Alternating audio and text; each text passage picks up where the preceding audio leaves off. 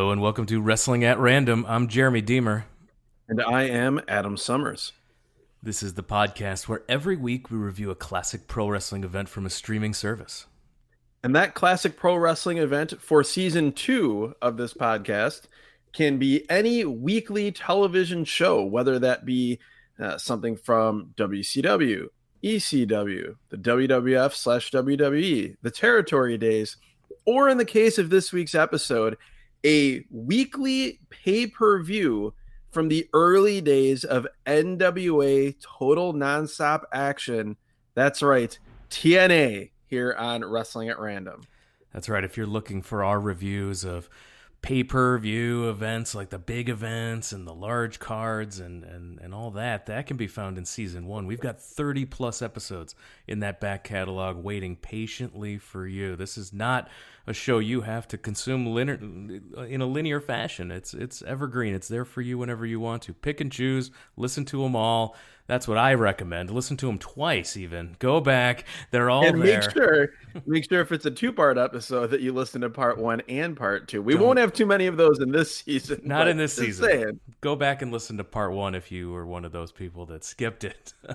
But as we mentioned here, this is season 2. Now, talking about weekly television, 2 companies that had no weekly television in 2002. That was WCW and ECW, because this is 1 year after they had gone out of business. And the question left was, can a company come in and be a profitable number 2 wrestling company behind the WWE? There was consumer frustration with the WWE product. I know you were one of those people, Adam. Absolutely. And as a sidebar, I was consuming every possible alternative that popped up immediately, whether that be the XWF. I attended an XWF house show in Hammond, Indiana, whether it be here with the NWA TNA. If you also remember those WWA events, I believe based out of Australia, that actually in a lot of ways were very similar to the early days of TNA with Nathan Jones as the top headliner. But yeah, I think there are a lot of people like me who are WCW and or ECW fans that just never plugged into what the WWF WWE was offering in terms of it being their favorite company. And so we were wandering the wrestling wilderness searching for something, and some of us happened upon this stuff. Yeah, there was definitely room for an alternative. And Jerry Jarrett, the father of Jeff Jarrett and longtime wrestling promoter, had an idea. The idea was doing weekly pay-per-view events in prime time on Wednesday nights for kind of bridging the gap. Yeah, $9.95 a pop. Yeah, kind of just bridging the gap between, really, in some ways, the two concepts of the first 2 seasons of this podcast, where yes, it's weekly TV, but trying to present big matches that people will pay for on a weekly basis, like you would traditionally for a normal pay-per-view. Also, just a note on Jerry Jarrett. He was one of the other people, it didn't get very far, but he was one of the other people separate from Eric Bischoff, but that did make a late pitch to buy WCW before they folded. The show NWA TNA Wrestling would debut June 19th, 2002. After low buy rates and not being able to attract many fans, the decision was made to focus on cost cutting. It was estimated that the company was losing approximately $25,000 per week on these shows. They moved to the smaller Nashville Fairgrounds and eliminated the use of pyro. After the 5th week of these pay-per-views, that's when the Vince Russo influence was first felt. TNA would be known for great main events featuring smaller cruiserweights known as the X Division. But unfortunately, the good of the X Division was often outshined by the bad, sometimes very, very bad, creative, and out-of-the-ring segments that were heavily influenced by Vince Russo. Yeah, people wanted a WCW part 2 or a replacement for WCW, and in so many ways, both good and bad, NWA TNA was a replacement for late-stage WCW. In October of 2002, Jerry Jarrett, out of money, would sell the company to Bob Carter, CEO of Panda Energy. his daughter Dixie Carter would lead TNA into its next phase of existence, but that story is for another time. Here, it is August 7th, 2002. This is the 8th installment of the weekly television shows on pay-per-view, and we're at the Nashville Fairgrounds, like I mentioned, 500 people in attendance. Yeah, and it looks like the Nashville Fairgrounds. This does not look like a big budget production. It starts with sort of an old-timey NWA black and white footage intro, and then that explodes into the NWA TNA opening, which then leads us to a group of people that the best way I can describe it is sort of Southern trailer version of the Dudleys, this being the DUPPs. I thought they said ducks at first, and I'm like, I had it in my notes. I had to go back and change it to the DUPPs once I got the joke. Yes, the DUPPs backstage outside of new NWA representative Ricky Steamboat's office. He was the authority figure at this point on air on these shows, and it's also jarring because you kind of forget how much this was branded as NWA TNA, like it was an NWA product and territory, if you want to call it that. So there's just a lot of that happening backstage. The DUPPs are bad. We'll get there. Yeah. Oh yeah. This is only the beginning. This is mercifully short. And then Mike Tenay welcomes us. Says he will interview the DUPPs later, or says he's going to interview Steamboat later. It's not entirely clear.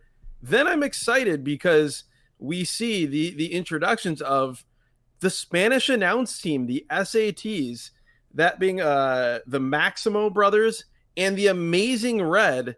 And Mike Tenay gets off a great line about how usually there are not wrestlers named after announcers, and says there was, quote, never a luscious Lance Russell or the Flying Solis. They are taking on the Flying Elvises, Jimmy Yang, Jorge Estrada, and Sonny Siaki. And yes, and if anyone listened to our WCW Greed episode, if you did listen to that, Sonny Siaki is not Kid Romeo, but I also find it hard to believe that they're not the same person. That is a great it's the same gimmick. They are the same guy in terms of how they wrestle, but not the same human being. No, and you mentioned our announce team includes Mike Tenay, Don West, and Ed Ferrara. Yes, Ed Ferrara is the longtime right-hand man, assistant, creative assistant of Vince Russo. And so I had completely forgotten that he was inserted into the broadcast team here early on. Also, if you remember in the darkest days of WCW when they did the Jim Ross knockoff character called Oklahoma, that was Ed Ferrara. We'll save Ed Ferrara's amazing resume for later. Let's get into this action. And it was quick action right out of the start. Things settle down as Siaki takes Amazing Red's head off with a vicious clothesline. Well, and just a quick point on Amazing Red and the Maximos, particularly Amazing Red. This was what people were excited about with NWA TNA, was that they were bringing in this high-end crop of independent stars that were just starting to bubble into stardom and buzzworthiness right as ECW was dying. And I think in a lot of ways, a lot of these guys like these three, the guys that comprise the X Division, which we'll get to later, they would have been the next generation of stars in ECW if it hadn't gone away. And so these guys were getting featured on a national platform for the first time. If you had seen them, let's say your local indie brought in these guys, which that happened around here, MCW, a local Chicago area indie, had started to bring in the SATs, Loki, a bunch of these guys. So it was exciting to see them on the national stage here. Triple team by the Elvises. We get a triple sit-out powerbomb on one of the Maximos. Tenay then tells us that Puppet is not in attendance because Steamboat is mad that Puppet pulled a handgun last week. What? The best part about this is that he says this total deadpan. The exact quote is, "We understand that NWA representative Ricky Steamboat is so upset with Puppet's actions last week. when he pulled the handgun. That is the reason he is not here this week. And he said it with less emotion than I just did. So yeah, that gives you an idea of the landscape 3 or 4 weeks into Vince Russo's run in total nonstop action. Also noteworthy, quick trip down Fashion Corner. The Flying Elvises are all wearing like late stage Elvis, Fat Elvis jumpsuits. So Red, he's backdropped high in the air over the top rope to the floor, wiping out the SATs. And then Siaki goes to work. He doesn't want to tag his partners. That's the story of the match. He's too egotistical, wants all the glory, works the whole match himself. So his partners walk off, leaving Siaki alone. They join the broadcast booth. Because if there's anything we've learned in the history of pro wrestling, it's that a 3-man booth isn't enough. You need a 5-man booth. To really describe the action.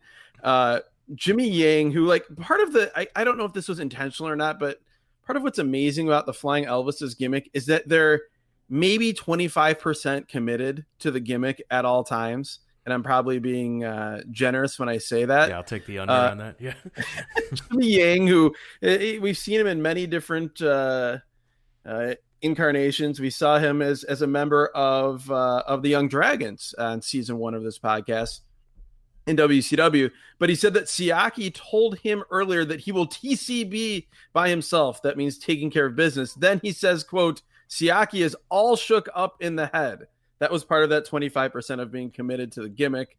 Back into actual action, Red is in and hits an awesome standing shooting star press. Amazing Red, still a great wrestler in modern times. And when you see him back here, you understand when you hear modern day high flyers talk about how huge of an influence Red was. It's very evident because he's doing everything guys do now here, and he's doing it better than most guys do now.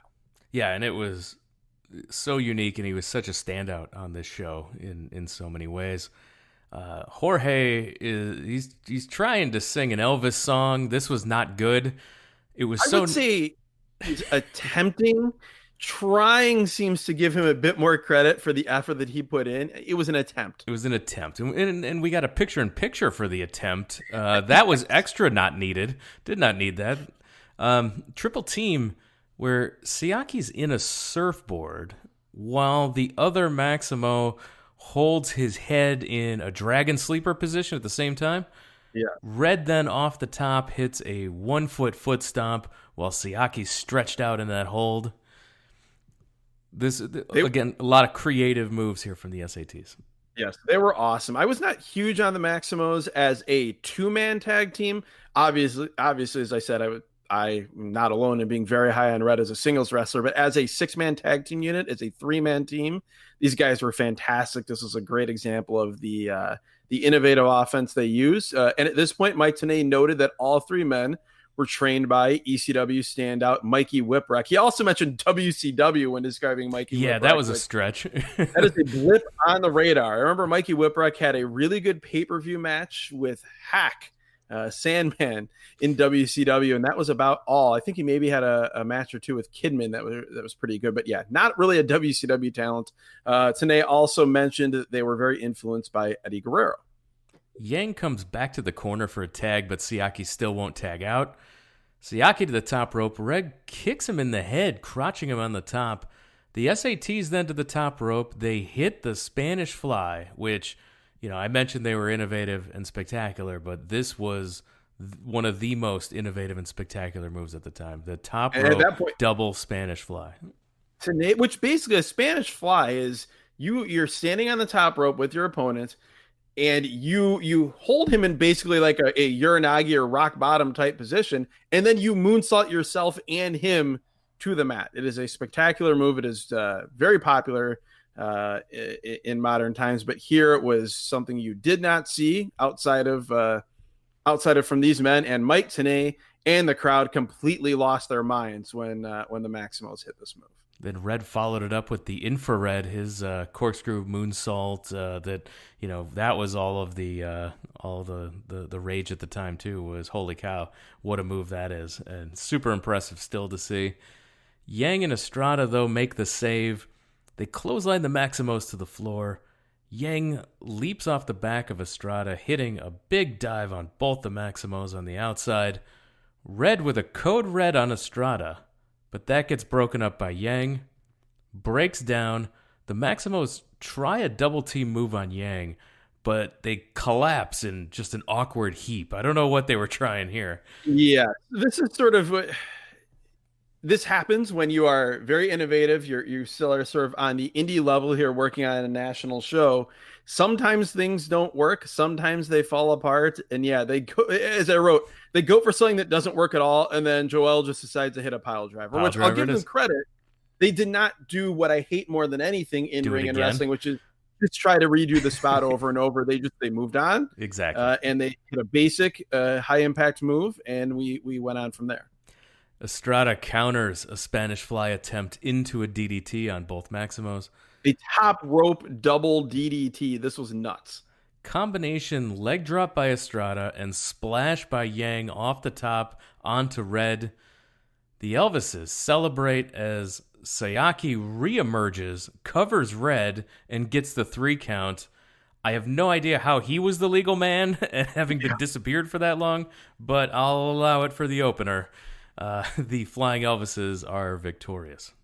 And then the very, very, very bad fake Elvis music plays. And that's another noteworthy thing here is that I don't know I've ever watched a show with a more relentless onslaught of terrible entrance music than is on the show. Like, just zero effort or thought was put into entrance music for pretty much everybody on the show. At this point, we see the broadcast booth ringside, and Mike Tenay tells us that his broadcast partners are, quote, opinionated Ed Ferrara and the excitable Don West. And, oh boy, a quick trip down Fashion Corner, because Don West, he's as Don West as he'll ever be. If you're not familiar with him, he is a guy who came literally straight from Home Shopping Network. He is just a sort of a carnival barker, a salesman. And he was hired here for some reason to become Mike Tenay's color commentator. He is very excitable. You can't argue that. But this blue, shiny, like velour button-up shirt and blue tie is something that only Don West could pull off with confidence. No, it's fantastic. And nobody could ever pull off what Ed Ferrara was wearing as we go into his Fashion Corner. Oh, boy. Ferrara is terrible on play-by-play, first of all, or as a color man, whatever he was trying to do. He was speaking that he shouldn't have had. He was not good at it. No, he was not good, and I've only heard him for one match, and I'm already angry. I'm like, get this guy out of here. He's wearing a Hawaiian shirt, opened like Sir Oliver Humperdinck, absolutely gross, and his dreadlocks. He's got like. He literally has dreadlocks and like tiny yellow sunglasses on. Braided hair, yellow tinted glasses. This is terrible.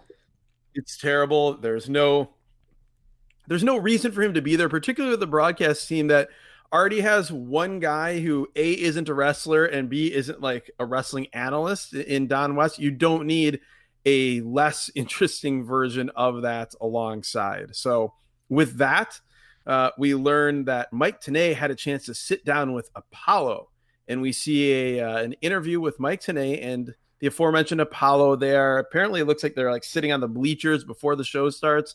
The things I noticed that Apollo is very anxious and aggravated, and Mike Tenay has his like furrowed brow, concerned face going on, which is always entertaining. Apollo says he's beaten Malice and Brian Lawler. Big victories. Big victories over Malice and Brian Lawler. These things mean that he deserves a chance at the world title. Malice, we'll see later on, is the man formerly known as The Wall. And Brian Lawler is the man formerly known as Grandmaster Sexy. So that's the competition here at week 8 of NWA TNA. He says a bunch of stuff about Steamboat being corrupt. And again, Mike Tenay is offended and makes angry faces at this accusation of corruption. Yeah, today's appalled that Apollo called Steamboat corrupt. And we cut to what I can only assume are 2 local strippers dancing in tiny cages next to the stage. Yeah, this is as we begin to see more and more of the Vince Russo influence here. Yeah, and this we see this multiple times throughout the show. These close-ups of random women dancing in cages near the entranceway as a crawl of the upcoming NWA shows for such promotions as NWA Wildside, which is the home promotion, if you remember back in the day, of AJ Styles. That's where he came from, but they were apparently that that was part of the NWA agreement here. We then go back to Goldilocks, who was the backstage interviewer. AJ Styles. We go back to Goldie in the back, who's not there. Oh, that's right. Yeah, we see AJ Styles coming out of Steamboat's office, and then Apollo confronting Steamboat. Then we see Goldie's arm. So I guess she is back there. But at this point, I had no idea where she was. We saw her arm, and then Steamboat basically says he's going to have none of this and this confrontation with Apollo, and just walks away. Then Jerry Lynn comes busting into the room and attacks AJ Styles. They had a really good fight, and it was eventually broken up by Bullet Bob Armstrong and the NWA security. Yeah, they're throwing around like cafeteria lunch tables and chairs. Styles tries to hit him with a cherry. Jerry Lynn spears him through the bathroom door, and Don West screams with more joy than I've ever heard a human being have ever. They are fighting in the John. Don West is so bad, but he's so good. He really grew on me. Once they got rid of, it's funny, later when Ed Ferrara leaves, Don West, because he was just chiming in every now and then, but when he actually took over the role that Ed Ferrara had, he had his moments of hey, you might grow into this role and be pretty decent, but absolutely, he had a lot of natural ability. Don West was one of the more entertaining aspects of TNA for a long time. And yeah, you're right. You could see glimmers of it here. We then hear generic country music, very generic country music, which brings in Ricky Steamboat, noted Southerner, I guess, with that country music. But the Dupps interrupt him as he's on his way to the ring. They're clearly bothering him, and he tells them, just do whatever you want, just leave me alone, which, oh God, I wish he wouldn't have said that. You'll find out more later. And I note that one of the Dupps is Trevor Murdoch. Yeah, I had to go to Wikipedia because I didn't believe it, and sure enough, yeah, the future Trevor Murdoch, the Trevor Rhodes, different incarnations, was also Stan Dupp of the Dupps. So yeah, not to be confused with his brother Bo Dupp. So we're 20 minutes into the show, and we are having the heavyweight championship match because it's a 60-minute time limit. So just in case they go the time limit, they want to make sure we have enough TV time. Yeah, I actually thought that was a nice touch. And I like that. It was so weird, this whole show, and it will reveal itself as we continue to talk about it. It was such a schizophrenic show because there's some things that just make absolutely no sense and are just beyond terrible, and there's other things that are awesome and really harken back to things that did make sense in wrestling. And this was one of those things.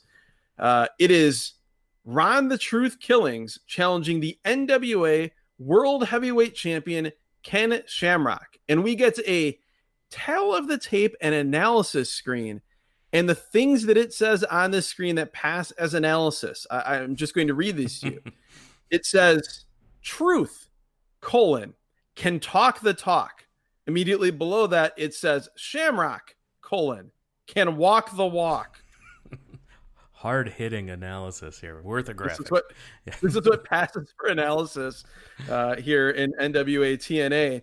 I note that it's pretty wild to see Ken Shamrock with a classic old NWA title belt. This is not the big gold belt, but This is the belt that I think most people, you associate with Harley Race and wrestlers of that era and before. They mentioned that Ken Shamrock, since he won the NWA Championship belt in some wacky gauntlet match, I believe on the first episode, he has beaten the aforementioned Malice, Takao Omori, and Sabu. And Shamrock is in ridiculously great shape when he comes out here. Absolutely. He also had some badass Wolverine sideburns going on. Yeah, we get back and forth early. Shamrock does a sunset flip, but instead of pulling him over, Shamrock transitions, rolling into a knee bar. Good stuff. Ricky Steamboat on commentary for this match, by the way. Killings, he's punching Shamrock in the corner. Ken then counters with a sit-out powerbomb. This will be a theme of the show. Yes. Quick power slam by Shamrock. Shamrock goes for a Hook Rana, but Killings doesn't go over with the Rana. He just holds him there, and then Killings slowly goes over. This was horrible. Yeah, Ron Killings, who's he went on to be a very good, very smooth, very reliable pro wrestler for decades. He was not very good here. He clearly was young and early on in his career. Had charisma just oozing out of him, but just was not particularly good in the ring. That Frankensteiner was rough. And then at the end of it, Shamrock did completely spike him. Like, he got him over. He had to use his considerable leg strength legitimately to get him over. A couple quick notes on the commentary because it plays into the match. As Ken Shamrock had the triangle on, as you mentioned earlier, Steamboat says that he himself got screwed as the Intercontinental Champion, never getting a WWF Championship shot, even though that IC Championship made him the number one contender. He said that touched a nerve with him, and that's why he gave Truth a shot. Okay. And then Steamboat says that he's here to stop Jeff Jarrett from interfering in the match, though he reinstated Jeff Jarrett from suspension last week, begging the question, why did you reinstate him if you were concerned about him interfering? You could have just kept him suspended, and then you wouldn't have had to worry about this. Do not let logic get in the way of some good NWA TNA booking. There you go. A lot of quotation marks there around good, I would say. Yes. So Shamrock quickly slaps on an ankle lock, but Truth gets the ropes. We see James Mitchell, Father James Mitchell, the former Sinister Minister. He's with Malice and Slash, the Disciples of the New Church, and they're looking on in the corner. There are so many things about TNA, early TNA, that I completely forgot about, and the Disciples of the New Church is one of them. We then see Don Harris, the head of security for the National Wrestling Alliance. So many questions that brings up, that he would be the head of security for the National Wrestling Alliance. He is on the ramp to stop interference, and then we see off to the side a very young Monty Brown. Yes, Monty Brown is in the entranceway looking on. And I had not realized or had forgotten that he was in TNA this early. Yeah, and this was not the episode where Don Harris wore an SS shirt on television. That would be a future episode. That would eventually cause controversy. Not this one. Good. Yeah, basically revealing what people had known behind closed doors for a long time about the Harris brothers and their proclivities to Nazism. I guess there's no other way to put it. Not good. Both men are fighting outside. Back in the ring, we get an armbar attempt by Shamrock. He lets go, and then both men trade punches, and Killings gets backdropped over the top rope, back to the floor outside. Apollo, at this point, runs down, pushes Don Harris out of the way. So that plan worked out well.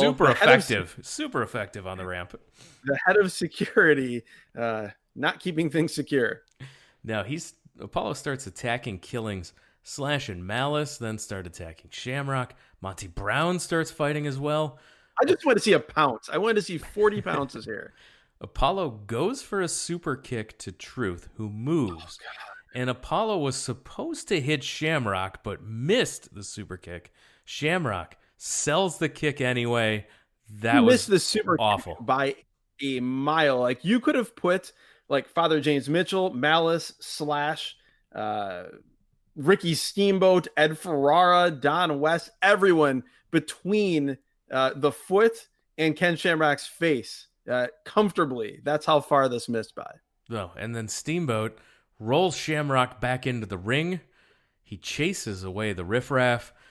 In the ring, Killings hits like a awkward cutter on Shamrock, and then all of a sudden 3 count. It's over. Winner, new NWA champion, Ron Killings, 9 minutes 18 seconds. Not good. No, not good at all. This is where I noted that Mike Tenay, like, I'm going to preface this. We talked about it in season 1, wishing he was on certain shows. I love Mike Tenay. He was terrible in so many ways on this show. He is screaming breathlessly first about how the move is called the truth or consequences. Okay, we know, cool. But he just keeps going on and on about it and then screaming about how he's the new world champion, and West is screaming and Ferrara is screaming, and they're all just yelling instead of just letting this moment that supposedly is Tenay is saying, this is so historic. They're not letting it breathe. It was just awful. And we're just about to get into what just awful. Here comes a whole bunch of awful. We're just pushing the boulder down the hill, and it's going to get out of control here. So it's going to pick up momentum as it rolls down the hill big time.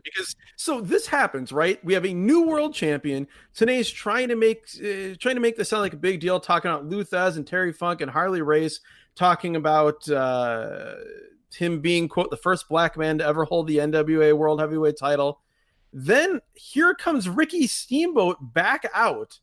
He demands Apollo come out. Apollo just doesn't come out for a minute, so that's awkward. Then here comes Apollo, and God love Ricky Steamboat. This was not the role for Ricky Steamboat. This is not what he should have been doing. No, and he didn't have a lot to work with here, as he basically tells Apollo that he will get his title shot.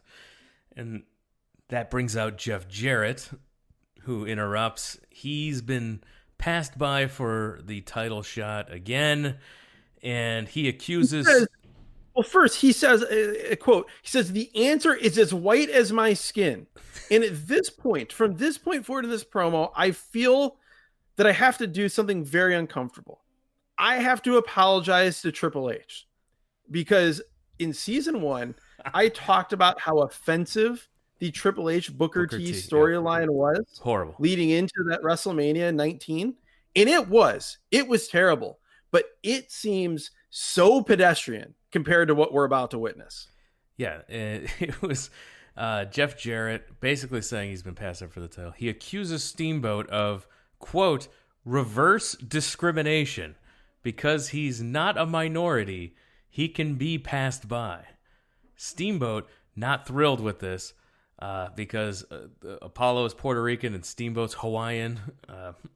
He says, Apollo, you will face Jeff Jarrett tonight. If you win, you get your shot against Truth. If Jarrett wins, he gets the shot, and Steamboat will be the referee. And he says, quote, there will be no false winners. Okay.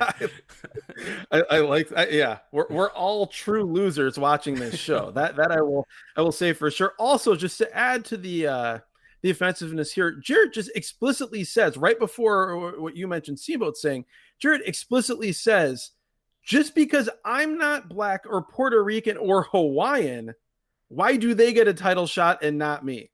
Yeah, he literally says it's reverse discrimination. Yeah, this is like, there's no thinly veiled. Like, this is so far beyond. And again, this is one of those things that's just, it's a window into the brain of Vince Russo. Correct. And we do want to say that, in 2002, this is just as offensive as it is in modern eyes watching this show in 2020. Absolutely. Again, because we were talking about that WrestleMania, that was 2003. Yes. So this is the same time period here.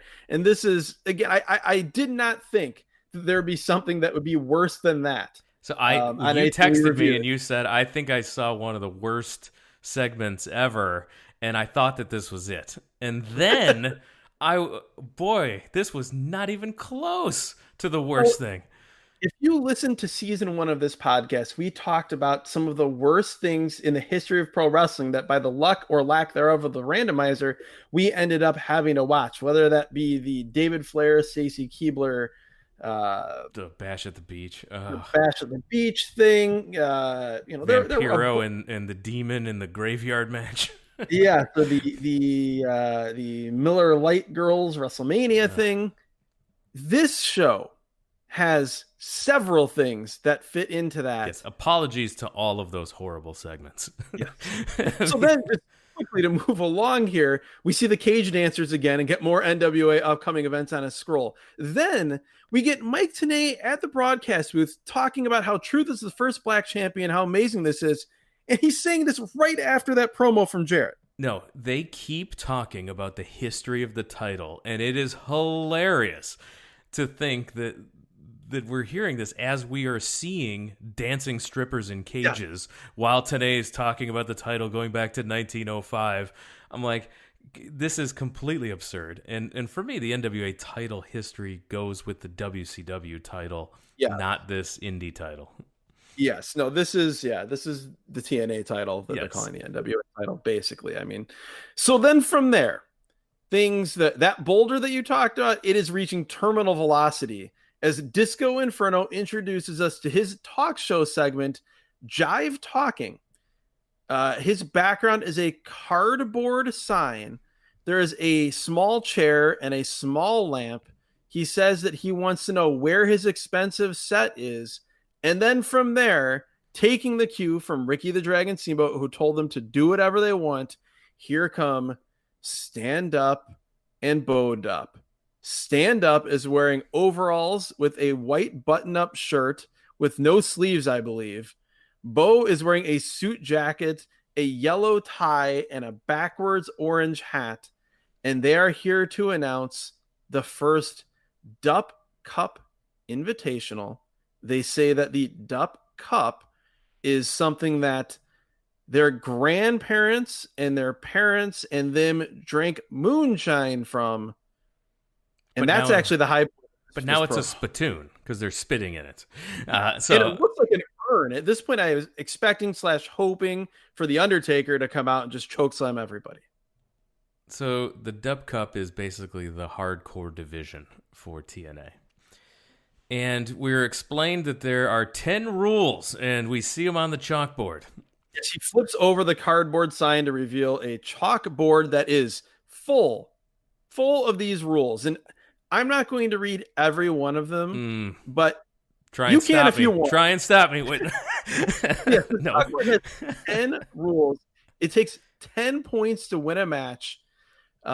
Things such as 2.5 points for a table, 5 points if you put someone through a flaming table, and it gets much worse from there if you want to run through some of the head more in the ridiculous. Toilet, 2.5 points. If it's got crap in it, 3.5 points. Pinch an ass, 2.5 points for a woman, 3.5 for a man. 2.5 points if you nail Borash or the ticket lady. Any farm animal in a match is 2.5 points. They make it a point to say you can use the farm animal in any way to get these 2.5 points. Spank an opponent's bare ass with a toy horse, which is called Horsey Poo, 2.5 points. If they like it, you lose, 2.5 points. Introduce an opponent to J, 2.5 points. Nobody knows what that means. Even the Dupps apparently were confused by that statement. If you cry, -5 points. Stick your opponent's head in a cotton candy machine and turn it for a full rotation, 10 points. And the match is over.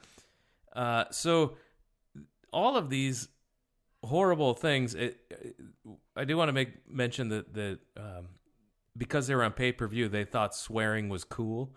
And, yes. And so they weren't just like swearing every now and then for effect and taking advantage of being able to use that to drive home the seriousness of something or the importance of something. Instead, it was just how many times can we swear in a sentence? And it was completely numbing by the end of this segment so far in this show. I feel again that I need to issue an apology. This time it's to November 2000 ECW and Joey Styles. Because I complained loudly when we reviewed that pay-per-view about how ECW late stage was trying so hard to be cool and edgy, but it came off as just lame. Nothing like this. No. This segment, again, just at this point, this is one of those where I questioned what I had done with my life in 39 years that led me to be watching this at this moment in time. It was one of those things that, probably the high point of the concept of if you watch this and your significant other walks into the room, you will be single shortly thereafter. Yes. Or if you are a child and your parent walks into the room, you will never be allowed to watch wrestling again. This is one of those segments, and it only gets worse. Stand Up rips his shirt open to show that he taped a picture of Goldilocks to his shirt with a heart drawn around it. I wish this would end, but it won't. Paulina comes out to protect Disco Inferno. Paulina from the first season of Tough Enough. So I did not recognize her. I didn't know what was going on.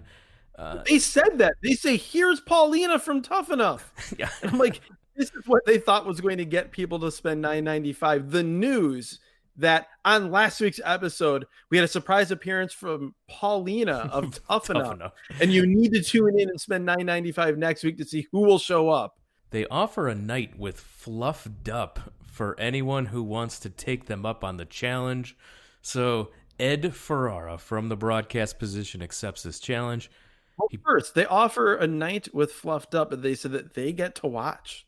And Fluff DUPP is their sister. He punches Borash. Goose is Don West, so he's got 6 points already. Borash jumps on Ferrara, but he gets dumped into the first row. You're glossing over this. The announcer, Ed Ferrara, jumps up from the broadcast table wearing this like That Bob getup. Marley Yeah. inspired getup. Like Bob Marley meets Oliver Humperdinck. That's what we're going for here. And he has taken the match. It's noteworthy that as this starts, we have Disco Inferno on one end of the arena, Don West on the other end of the arena, and they're both doing live commentary. And when I say live, I mean not only are we hearing it, but the people in the building are hearing it. Yeah, and they're just yelling, and it's so off-putting. This whole thing is way worse than we can possibly describe it. It keeps getting horrible. You get the Dupps in the ring. They come after Ferrara, and they run into each other. Ferrara throws some horrible punches before getting laid out. This was so bad. Before getting laid out with horrific chair shots to the head. He eats some stuff. He takes a boot. Bo hits him with a beer on the floor. Stan grabs a crutch and hits him. At this point, it is 6-5. And again, I'm questioning what am I doing with my life that I'm actually keeping score here. We find out that Jay is a blow-up doll, and then one of the Dupps hits Ed with it. This is so horrible. And apparently there was a guy named Jay, and this was an inside rib on that guy. Of course, because that will sell pay-per-views. Yeah. So we've so the ticket lady. Don't forget about the ticket lady. Yeah. So Bo Dupp goes after the ticket lady. She chases him away with a broom. Don is chasing her, and then we hear Don like giving her tips on how to avoid the brawl. Yeah, where's Mike Tenay telling me more about the history of the NWA? Where's the head of security, Don Harris? I'd like to hear about Lou Thez right about now. George Hackenschmidt, get his thoughts on this. So Paulina with a low blow on Stan and hits him with the chalkboard. Ed in the ring with Bo Dupp hits him with a low blow. Ferrara hits Bo in the ass with the horsey poo, but he likes it, so he loses points. Ferrara tries to put a table in the ring, but it takes 3 people to help him get this table into the ring. Oh God! And I'm not laughing because this was like, don't mistake my laughter. Bad, no. Yeah, it was bad. Yeah, when I'm laughing, it's laughing at the fact that I did this. I watched this, that we watched this, and we're now talking about it. Do not go back and watch this. This is not one of those things that we've talked about where go back and watch because it's fun and it's bad.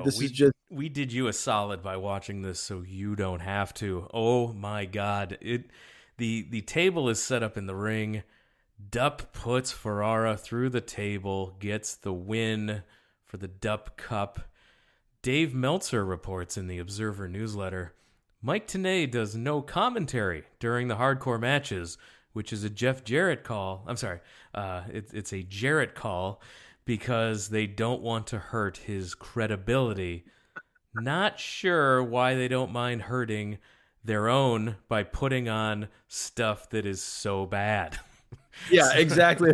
If you know that what you're putting on is going to hurt the credibility of your announcer, then Why you are probably putting shouldn't it on? be. Yes. And to that point, the match is over. And then we finally hear from Tenay, and he says, again, in that deadpan voice reminiscent of him talking about puppets and the handgun, he says, and I quote, "In all my years, I've never seen anything like this," unquote. And Mike Tenay is all of us. And then, we cut to a serious interview with Tenay and Monty Brown. And I had to pause the show for a second so I didn't get the bends from going from horrible Russo nonsense to serious Mike Tenay. I had to stop and walk away for a minute. Well, it's one of the things that I texted you after the show was over. I said, like, I feel like I need to listen to classical music for an hour just to like cleanse myself of the stress and anxiety of just the way this show is structured and paced. And that was maybe the most perfect example of that. Yes, we go to a park bench somewhere in sunny Nashville and a very sober interview with Mike Tenay and Monty Brown. Very cool. It was just like talking about Monty Brown and his background as a football player. Monty, by the way, his arms are gigantic. He's gigantic. He is wearing a backwards black beret, a leopard print shirt that is exploding because he's such a gigantic, just huge physical specimen, and black slacks. So this was a look. Monty Brown was like from the beginning, just looked like a star. And I want to see him and not all these other people. No, and he's got a legit athletic resume, and he runs it all down here, talking about his days as a pro football player, training to become a pro wrestler. Talking about driving 6 hours back and forth to train wrestling. He mentions he doesn't like truth, and that's when he gets attacked by Elix Skipper, who dumps a ton of yellow paint on him. Yes. You're a chicken, and I'm not having it in my house, is what Elix says to him. Yes. Prime time, fresh off of the being the WCW, one half of the WCW Cruiserweight tag team champions with Kid Romeo. He's here. Like, this was fine by the standards of the non-in-ring stuff that we saw in the show. This was fine. Other than, again, because it's Vince Russo, it has to be based around politics in wrestling, backstage stuff. So today asks Monty Brown about comparing politics in football and wrestling. Which he was unable to do. He was unable to compare the two because that's an absolutely insane question to ask somebody. Exactly. I have almost word for word the same thing in my notes. Like, he tried, but there is no content that you could do for that question. So we from there, we see the cage dancers. We get to know when NWA Wildside is running again. Then we have randomly a first blood match with head of security Don Harris and the aforementioned former Wall, Malice, and Father James Mitchell, the leader of the Disciples of the New Church. And I have to talk about this. Mike Tenay says that last week, Father James Mitchell, the sinister minister, educated us about the Ark of the Covenant. Oh, yes, he did. Mike Tenay then says, and there's about the Ark of the Covenant and something called the Audaz. Mike Tenay says he looked it up on Google.com, and then he tells us something about a wild sheep deer mix from Africa. I have never done drugs in my life, but I would imagine it is something like this explanation. This was hard to follow. Understatement of fear, my God. But the good news is the rules of a first blood match were actually simple here. You bleed, you lose. Yeah, so we did not have to use our brain power to determine how this match would end because we could use it to try to determine what is in the Ark of the Covenant. What's an Audad? We got a lot to unpack here. So. This is where I realized that Malice was the Wall. So I wrote that down, and then I immediately thought of a show that I hope we get at some point on season 2.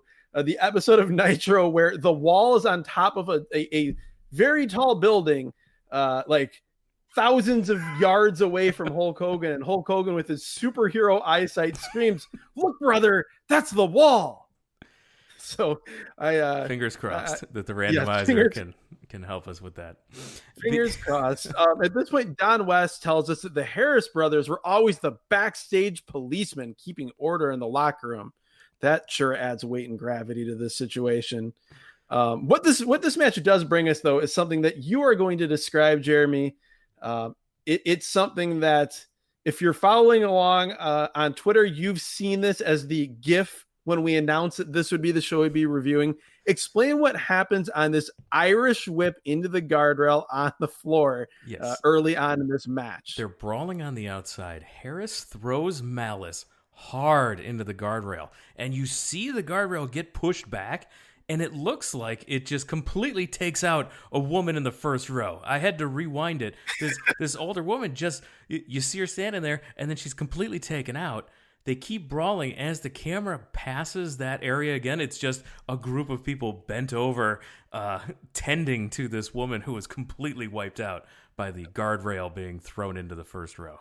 The best way I can describe this is if you've never seen it, but you have seen the New Japan Pro Wrestling show, I believe from the Cow Palace. It was from the United States on Access TV, where Jay White kept whipping Juice Robinson into the guardrail directly in front of the broadcast table. And finally, one time when it happened, it sent Jim Ross flying backwards. And then, everything that ensued there. That's what this is like. The only thing it was missing was Josh Barnett jumping in the ring to that's right. to challenge Don Harris here. But yeah, this was one of the high points of the show, which tells you a lot. They brawl into the crowd. Harris hits Malice with chair shots to the back. There's two drunk dudes who are way into this quote action. I will say that this crowd brawling was actually very good. Like these guys were intense. They were brawling into the bleachers. There was like a 3-minute portion of this crowd brawl that I loved. And again, felt like, well, if they're going for a bit of an ECW vibe, that'll work. But then at the same time, we have former ECW manager James Mitchell, but he's like talking about the eternal void of ignorance. Like, I don't understand. At the same time that this is happening, Don West says that he can see why Don Harris is the head of security because he's such a brute. They're brawling all over the TNA arena. So if you didn't realize how tiny this building was, now we've lit it up and gotten a tour thanks to these two, and it's super small. It's super small. Total it's low very rent. Grimy, which again I like. But if you're going for trying to look like a major league number organization, 2, no, this looks way too low rent for you to be taking us all over this building. Yes, James and then Mitchell, well, at that point, they're brawling in the bleachers. Then we get a great spot where the cameraman completely loses what's going on. They go to the hard cam. They can't find it. It takes a few seconds for them to find a camera that's nearby. So James Mitchell, you mentioned him on commentary. Here's a quote that I pulled from his speech. Oh boy, it's probably what I've written down too. I'm excited to hear. After Harris gets his head split open by Malice, we will ritualistically anoint him with the blood of the Audad. Yep, that's what I wrote down as well. What does any of this mean? How would this resonate with anyone other than just a laughing fit like I'm having right now? Like Sinister Minister in ECW, like it was wacky, but it was entertaining, and you had like the guys like Tajiri and Mikey Whipwreck in particular that came off as unbalanced and crazy, and it made it work. Here, this was just bad, like high school theater. Yeah, Slash and the other new church disciple, he jumps Harris. Disciple B. He pulls out an ice pick, but Harris takes it away from him, hits him with it. Slash is bleeding. These guys are fighting in towards the entranceway, and they're at the base of the cage where one of the strippers is dancing, and she cannot even pretend to be concerned. Does not care one bit that these guys are having a blood fight at her feet. Could not be bothered. If you had told me that these dancers were holograms at this point, I would have believed it based on the lack of reaction. Also, at this moment, Tenay informs us that James Mitchell is holding the Ark of the Covenant in his hands. So now we have like another Indiana Jones movie. What is going on? Yeah, Harris kicks Low. Then he kicks the blood of the Aoudad out of Mitchell's hands. Slash is bleeding. Mitchell has that blood on him now. Yeah. And Today tells us he has the blood of the Ark of the Covenant on him. But the two guys that are in the first blood match are still not bleeding at this point. Back in the ring, Harris hits Malice with a modified Bossman slam. Somehow, Don Harris just starts bleeding. We didn't see how. He bled from delivering the Bossman slam. That is like the most dangerous move in wrestling to execute, apparently, because if you do it in a first blood match, you will start bleeding and you will lose. What in the world was this? Malice attacks the cut and the referee calls for the bell. The disciples continue to attack him after the match. Now, Dave Meltzer notes that Harris actually bled hard way from the eye before he was supposed to blade. Wonderful. The finish was planned to be Harris coughing up blood from a throat drop onto a chair. Instead, like in boxing, there was an accidental headbutt opening up a quarter moon-like cut on Harris's eye and needing 12 stitches.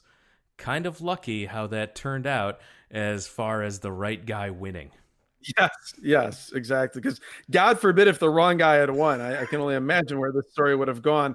Also, it's important to note just how truly awful the commentary was here. Tenay, he has this like fake cheesy whispered, "Oh God," and then they send it back to Goldie. Like they're acting like this is, I don't know. They were going for like Undertaker putting Stephanie on the Undertaker symbol cross thing here, like that level of creepiness, but it did not reach that. Again, just, junior high comedy. In the back, Bruce challenges Taylor Vaughn to an evening gown match, and Loki and AJ start brawling in the back. The best and worst of TNA all in one segment. Exactly. In about a 30-second segment, two things. Did you notice that Goldie was wearing a shirt that says midgets do it better? Did not notice. First. I hope you noted as well that Bruce is the former Kwee-Wee. Yes, I was going to get to that. Bruce, the same Alan Funk Kwee-Wee, who had a great match with Jason Jett in the opener of the Greed pay-per-view we reviewed in season 1 of this podcast, is now Bruce, the Miss TNA champion. Yes. That then leads us to Apollo versus Jeff Jarrett. Ricky Steamboat comes out as the ref. Jeff Jarrett has like his normal music with the scratch, but then it goes into some really bad knockoff nu metal. Again, Jarrett, again, it's noteworthy. He's jacked to the gills, clearly happy to not be on any sort of wellness program. Tenay talking about Jarrett talking reverse discrimination. Then Tenay and Don West both agree that this is reality. What? Jarrett backs Apollo to the corner, cocks his fist for a right hand, but Steamboat grabs Jarrett's arm, admonishes him for trying to throw a punch. The crowd boos lustily at this. Steamboat also stops Apollo, so he's not discriminating against Jarrett. If you're wondering, by the way, the crowd firmly behind Jeff Jarrett. 100%. Apollo with a sit-out powerbomb on Jarrett. Obviously, like I mentioned earlier, this is the move of the night. Everyone can't stop doing a sit-out powerbomb. They end up brawling outside. After getting his head rammed into the stairs twice, Apollo's busted open. He's bleeding as he goes face first, again, this time in the announce desk. Steamboat, he stops Jarrett from using a chair. Both men sent back into the ring. Don West's excitement here during this match is great. It's the only good thing so far in this match is Don West's excitement. The difference between the two-man booth and the three-man booth here is night and day.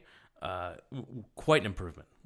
Yes, absolutely. Don West this may not be the greatest thing anyone else in the world has ever seen, but to Don West, it is the greatest thing he has ever seen. He is just marveling at the intensity and just the physicality of this. And I will say, like, this match wasn't great, but by the standards of some of the stuff we saw on the show, it was perfectly fine.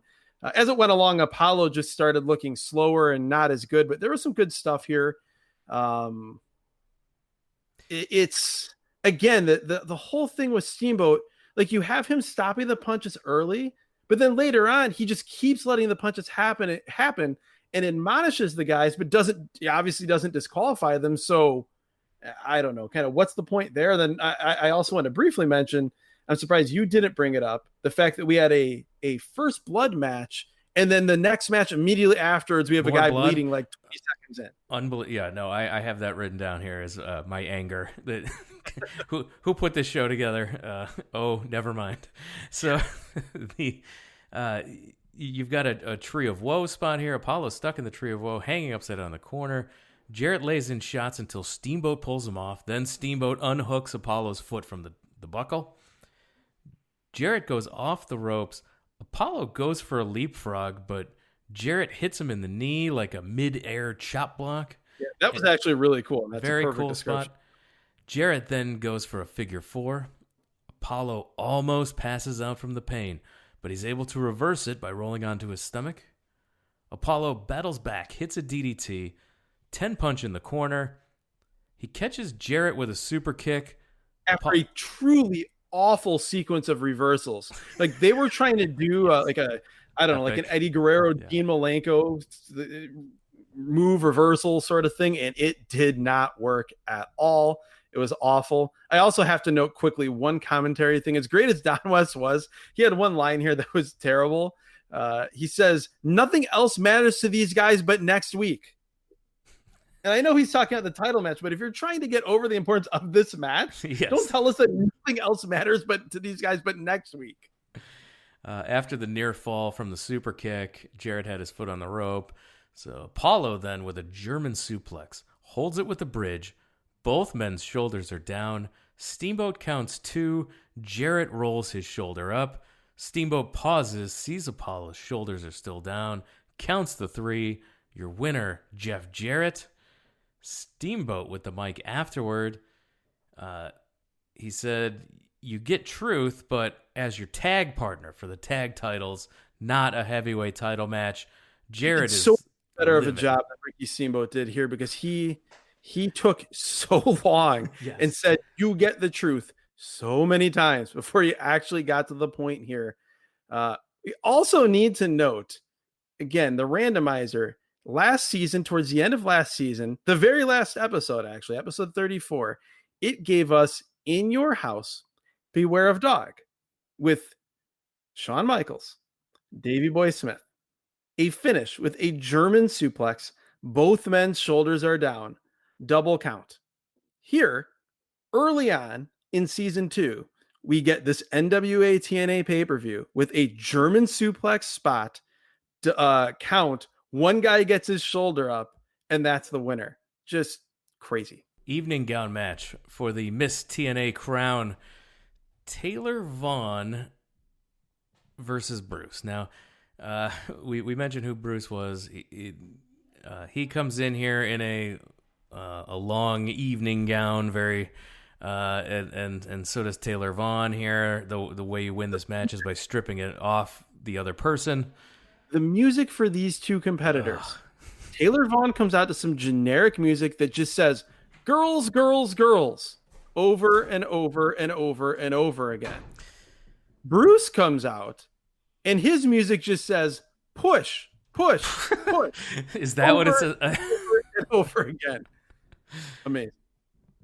Bruce with a long delayed vertical suplex. He then picks her up for what looks like it's going to be a tilt-a-whirl into something like a backbreaker or a slam, but instead just lets her go and she falls face first. Bruce then slowly slides the dress off of Vaughn for the win. He's still missed TNA. Bruce strips down to a thong after the match for good measure. This was horrendous. It was the only thing we can say about this is it was short. It was short. Like it really did not take much longer than your description just did. It was awful. Taylor Vaughn had a few moments of, you could call it offense early, that were as bad as anything we've ever seen.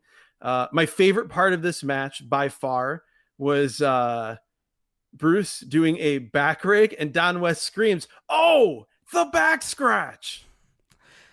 Don West takes his headset off. He grabs a handheld microphone to give us the hard sell for next week's show. And then he starts selling us T-shirts. He's the best. This was so much fun. This is the highlight of the show for me. He's selling T-shirts. First, he's selling us an AJ Styles shirt. Then he's selling us a true collector's item, the first ever T-shirt produced by NWA TNA, and the visual of him in full red face Don West salesman mode, and then Mike Tenay looking up at him like he truly wants to die. Then this ends with Don West screaming, "Be there!" as he promos next week's pay-per-view, which will include, as we mentioned, because another hallmark of the psychology of Vince Russo is nobody has friends, or if they do, friends hate each other, as it will be the Truth and Jeff Jarrett versus the quarreling tag team champions AJ Styles and Jerry Lynn. Yeah, I want Don West to send out I want a video of when we send out our tweets on the Thursday before the Sunday. I want to send out a tweet of Don West pumping up next week's episode of this podcast. I'm gonna see what he's doing nowadays. The worst decision TNA ever made, Impact Wrestling, whatever you want to call it, was getting rid of Don West. The main event, the NWA X Division title, Loki versus Jerry Lynn versus the champion, AJ Styles. All action, lots of fun here. Briefly mention the X Division, as Mike Tenay says, it separates you not by weight class, but by style, which would explain in later years when Samoa Joe came into TNA and they had him as the X Division champion. He obviously wasn't a cruiserweight, but he wrestled a style that fit with these guys. Off and running, all three men in the ring at the same time. This is not where a guy has to tag in or anything. And the story coming into this is that AJ Styles, he's a great wrestler, X Division champion, but he has a bad attitude that Mike Tenay says he is personally disappointed in. Yeah, tons of moves early, even a gory special by Jerry Lynn, quick elbow by Loki onto Styles, and we get only quick elbow. This is the power drive elbow. We've talked time and time again on this podcast about how nobody can do that move like the Great Muta. And I had completely forgotten that there is one man who did that move just like the Great Muta, and it was Loki. He was, and he still is, but he was so great. And I can't overstate, if you were going to wrestling shows around this time and you had never seen him, the first time you saw Loki live was an incredible experience that you would not forget. He was just so different, so intense, just the way he moved. We talk about guys and being in the wrestler movement Hall of Fame, guys like Muta, guys like Barry Windham that just have such a unique way of moving around the ring. Loki absolutely belongs on that Mount Rushmore. Yeah, we got a Great Muta reference from Tenay after that elbow drop. Yeah. Styles was so smooth here as well with everything he did. We had head scissors. He had Loki in a torture rack backbreaker position, then flips him over into a knee to the face. How about that kip up Frankensteiner? He's on his back, and he does a kip up straight into a Frankensteiner. Ridiculous. Yeah, Styles in control of both men. Lynn's able to counter the Styles Rana attempt into, you guessed it, a sit-out powerbomb. Lynn is behind Styles, trying to give him a German suplex.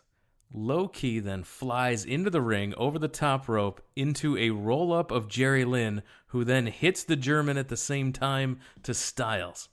Lynn and Loki, that was a pretty creative spot. Yeah. Lynn and Loki have a chop battle, and it was absolutely brutal.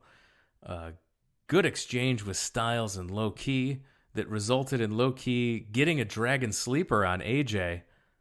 Lynn breaks it up. Lynn then puts AJ on the top turnbuckle, hits a draping DDT off the top onto AJ Styles. Loki, he breaks up the pin right there. This was all action. Everything was going a million miles an hour, tons of moves. For the time, this is, not what you were seeing in the main event of a WWE show. This was the alternative that we were talking about at the top of the show that people were looking for. Not since, really WCW cruiserweight action did you see stuff like this. Yes, no, absolutely. In some ways, this was also like the next evolution, I feel like, of like the super crazy Tajiri, Little Guido three-way matches, that sort of thing you'd see in ECW. This was, you hear people talk about the X division, like this was laying the groundwork for what that was. And it's one of those matches, a totally different match, but we talked about the 30-minute Iron Man match between Kurt Angle and Chris Benoit that we reviewed, and we talked about how that would fit almost better in modern day wrestling than it did, back in whatever that was, 2001 or 2002. This is a match that you could teleport into modern day, like a high-end indie show or, an all elite wrestling or something like that. This would fit in perfectly. And back then, like, my God, this was so, so different from anything you were seeing on mainstream wrestling. Yeah, Styles with kicks to Lynn. Lynn catches his foot. AJ does a flip, landing behind Loki, who he hooks in an inverted DDT and hits him all at once. This one was motion. For my money, this was the most impressive thing we saw on this show. As you said, Lynn backflips. It goes for a back suplex. Styles flips over Key and lands all in one motion and hits that reverse DDT. Just video game level stuff executed perfectly. Everything Styles did in this match was so smooth and just effortless, Also violent. That's the thing that both, and Jerry Lynn is just, we've talked about it before, just the consummate pro wrestler in a lot of ways. He was the glue that held this match together. But the thing that made Styles and Loki so unique and so different at that time, and even when you go back and watch it now, is that, like you said, everything was executed flawlessly, smooth transition from move to move, but everything looked violent and painful as well, which is not a combination you often see with guys that wrestle that style. Loki and Styles are fighting on the top rope. Lynn springboards off the middle rope. He power bombs AJ. At the same time, AJ is hitting a superplex onto Loki. The crowd at this moment is the hottest they've been all night. Oh, yeah. Everybody's peaking at the right time here. Tons of pinning combination reversals for near falls. Don West is absolutely losing his mind. Yeah, Don West fell in love with this style of wrestling, I feel like, in this match. We also had several instances of Loki using his dragon sleeper that they call the dragon clutch, where it's just an even more painful, more bendy, for lack of a better term, version of the dragon sleeper. He gets it in the ropes. He gets it sort of hanging off the top rope in a tree of woe position. Very cool. Loki rolls up Lynn. Lynn pushes Loki off, and he gets caught by Styles in a Styles clash, but Lynn breaks that up. AJ sitting on the top rope. He's facing away from the ring. Loki joins him on top, puts on the Dragon Sleeper, leaning back into the ring while sitting on the top rope. Lynn's able to break that one up. Loki with a Dragon Sleeper on Lynn in the ropes. Lynn fights his way out with an elbow. As Loki leans back after the elbow shot, Styles leaps from the outside of the apron to the middle rope, springboard into a moonsault, hitting Loki. The timing on this and the execution on that one, unbelievable. To hit that timing. This immediately superseded that previous backflip into the reverse DDT spot as the most impressive thing that I saw in the show. Like you said, the creativity to come up with this idea and then the timing to be able to pull it off. And again, not only those two things, but then to pull it off in a way that looks like decisive and violent and physical. It didn't look like, steps 3, 4, and 5 of a choreographed dance. Yeah, it wasn't just like I'm setting up a cool move. Yes. It was like, oh no, that could that was someone left themselves open. If I could hit something spectacular, I could get them. Within the logic of pro wrestling, which is inherently illogical, but within the logic of pro wrestling, you're watching it and it makes sense, and totally, it's not guys just standing around and waiting for something to happen to themselves. Key Crusher attempt on Styles is blocked, but Loki transitions into a Styles clash, hitting AJ with his own move. Good 2 count there. Lynn hits Key with the Crusher on Loki for a 2 count. Styles with the Cradle Pile Driver on Lynn. So everyone has hit the other with their own finisher. Very cool and very well done. Loki inadvertently takes out the ref because we needed a ref bump here. Yes. Loki is backdropped over the top rope to the floor. He scraped the moon when he got backed up over the top rope. This was sky high. This was even higher than the over the top rope backdrop that Red took in the opener. Styles and Lynn hit each other with crossbodies. Styles nails Lynn with a chair. Then he does a dance that when I saw this, I thought he really wanted to be a part of the Sonny Siaki, or excuse me, there you go, the Kid Romeo primetime team, as he was in that Cruiserweight Tag Team title tournament, because he does a dance here that is for the ages. And then Tenay, in what is by far the Tenay line of the night, calls him, quote, a cocky individual. Loki slides in to cover Lynn. 2 count as AJ hits a 450 off the top to break up the pin. Loki puts his arm back over Lynn. The ref counts 1 and the bell rings.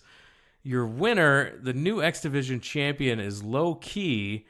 The ref, I think, I think he should have, had to start the count over, but on a rewind, because there was no replay, I had to rewind it. His leg was still over him, so there was still body-on-body contact, so I'll allow it. There's a lot to unpack about this finish. I'll just say, he hits the spiral tap, which was his other finisher, his big twisting 450-ish splash off the top to break it up. The ref counts 2. But at this point, considering the other breakups that we had seen, the saves that we saw in the opener, for example, this absolutely should have broken up the pin. Absolutely. More so than anything else we've seen on this show. But as you said, the referee instead, I guess taking his cue from NWA representative and essentially his boss, Ricky Steamboat, doing the hesitation and then 3 count in the match earlier on. That's what he does here. And yes, Key is the champion. Wonky finish, but incredible match. match. A little weird, incredible match. 16 minutes, 16 seconds. Flew by. Great match. Yes, but because it's TNA, we get approximately a nanosecond of seeing Loki celebrating his big victory, winning this championship. We go to the back to see Jeff Jarrett and the Truth yelling at each other about, we're going to do it tonight. Then we go back to the ring and we see Jerry Lynn and AJ Styles fighting, but they're not fighting like a pull apart. They're doing wrestling moves, like Irish whips and sunset flips and stuff. It's weird. Then here come for the second time. We saw them earlier, and here are as I put them, the Billy Club wielding security teens. They're out. The security teens, yes. These children with billy clubs. Yes, I don't mean I mean teens. These are 12 and 13-year-olds with billy clubs. They're barely going to stop this. And Tenay is completely unhinged, screaming at the top of his lungs about what is it going to be like next week when Jarrett and the Truth meet. And that is that. Yeah, Jarrett's in the ring. He's yelling about killings as the show goes off the air. Tenay, screaming, what's it gonna be like next week? My thought is it's probably going to be a lot like this week, and I don't think I'm going to pay $9.95 to see it. But he is screaming, that's not hyperbole. He is his voice is shot. He's yelling like that woman in the front row at the In Your House Beware of Dog show. I can't fathom that you would put the crap on this show that they put on it when your business model is give us $9.95 to see us next week.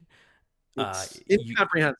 I couldn't fathom that that's your business model, and this is the product that you turned out. When you have a great main event and you have talented wrestlers on the roster, you have a roster that could pull off. You could have taken, obviously you don't need the Dupps and you don't need Bruce and Taylor Vaughn, but you could have taken pretty much everyone else that was on this show, and you could have constructed a completely watchable match or watchable show, that was booked well, would have made me want to spend $9.95 to see the next one. It is conceivable that you could have done that with the people you had on this show. 100%. And after that main event, you could have left me wanting to see more of that action.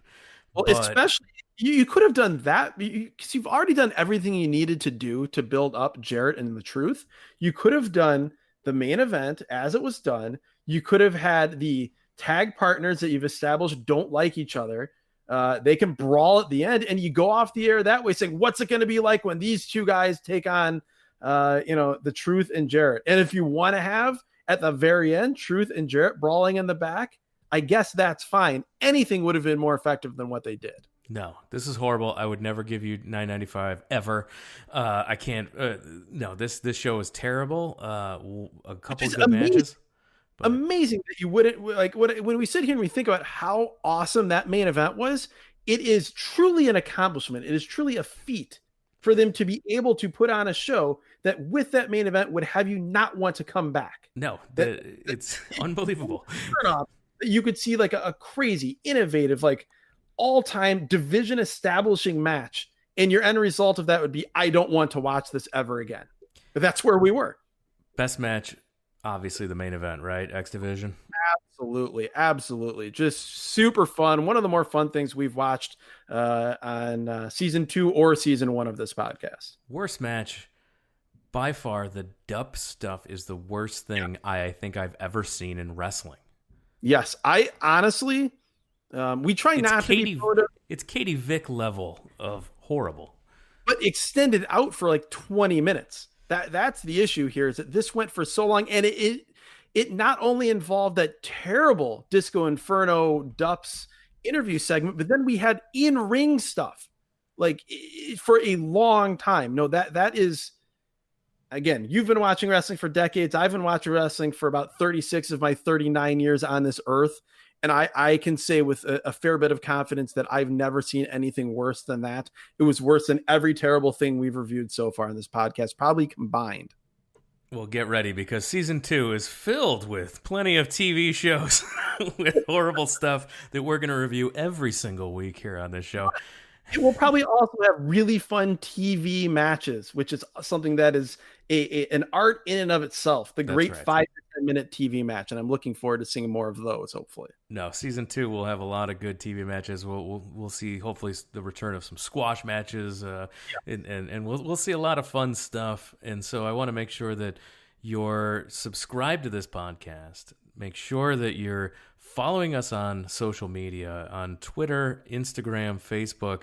We post every single Thursday what event this week's episode will cover. So make sure you're following at Wrestle at Random on Twitter and Instagram, Facebook.com/wrestling at random. And make sure, I just want to make sure people understand, season 2, this is still the randomizer. As if this show didn't tell you that. It is spitting out random 1 week of TV from God knows where, God knows when, and then we are just dropping in from the stratosphere to review that single week of television. So yeah, it's thousands of television episodes have been dumped into the randomizer. We fire it up, and sometimes it gives us TNA, sometimes it'll give us something else, and we will continue to be back here every single week. Now, make sure that you subscribe so you don't miss a show, and you can go back into the archives, all of season 1. If you're new to this show and you haven't listened to any of season 1 yet, good news. This is evergreen content. It is there waiting patiently for you. So when you want to go through, go and pick and choose what you like out of there. Go back and listen to shows you're familiar with. Especially listen to shows you're not, because we're going to tell you about great stuff you might want to go out of your way to see. So make sure you go through that back catalog. Every episode is available at wrestlingatrandom.com. Make sure that you're subscribing. You're also telling your wrestling fan friends about us, and make sure that you're telling your friends that used to be wrestling fans about us so they can subscribe as well. Definitely. And make sure you tell your former friends, because if you're anything like any of the characters on a Vince Russo book show like this one, you have a lot of friends that you hate or former friends. Make sure to tell them that even if they don't want to communicate with you, if they don't want you to be a part of your life, tell them that, Wrestling at Random should be a part of their life. And with that, we're going to wrap it up. I want to thank Adam for joining us. Thank you, Jeremy. We have reviewed a TNA show. That's and this was everything that TNA had to offer, all in one neat, tidy, if you can call it that, hour and 57-minute wrestling program. I want to thank everyone for listening, and we'll talk to you again next time.